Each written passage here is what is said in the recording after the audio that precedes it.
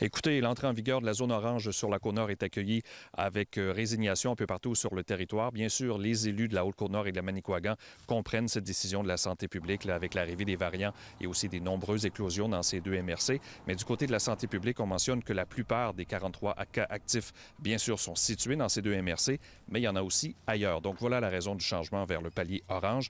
Mais à l'autre extrémité du territoire, en Mingané en particulier, là, on aurait plutôt apprécié qu'il y ait une distinction à l'intérieur, même de la Côte-Nord, parce que des résidents de Bécomo peuvent toujours se déplacer à Havre-Saint-Pierre, où la situation est loin d'être la même. On peut écouter Richard Fachéoun de la santé publique, suivi du préfet de la MRC de la Mingané.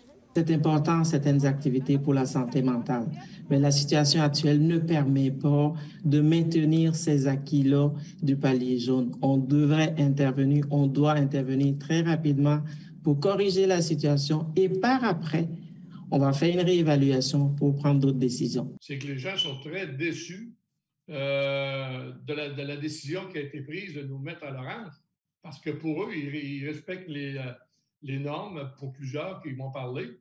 Puis, ils sont pénalisés pour une région qui est à 450 km de chez nous, 5 heures de route.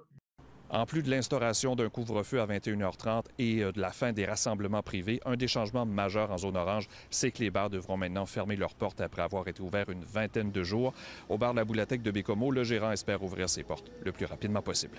À moindre petite étincelle, là, on a peur que tout explose. Là.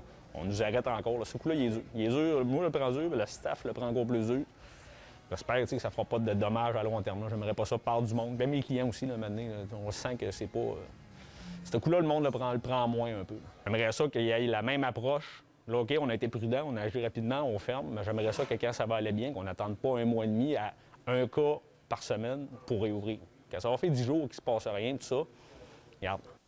La santé publique mentionne qu'ils ont effectué depuis lundi 1200 tests de dépistage sur la Côte-Nord et qu'ils espèrent toujours vacciner toute la population âgée de 18 ans et plus qu'il voudra d'ici la fin du mois de juin.